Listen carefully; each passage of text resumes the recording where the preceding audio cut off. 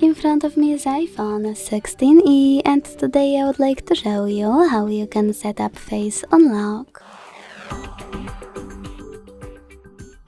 Begin by opening Settings and scrolling to hit Face ID and passcode. Then enter your passcode. Hit Setup Face ID.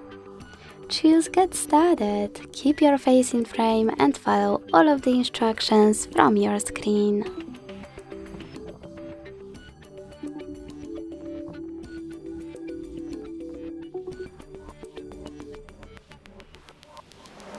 Now pick one of those options or select Setup Later.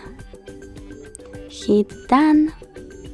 Adjust all of those to decide what you wish to do with Face ID.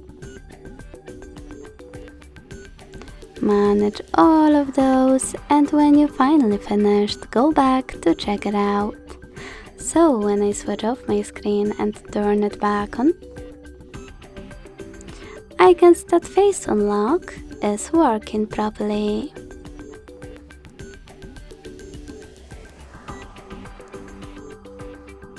Thanks so much for watching. If you enjoyed this video, don't forget to leave a like, comment and subscribe. Bye!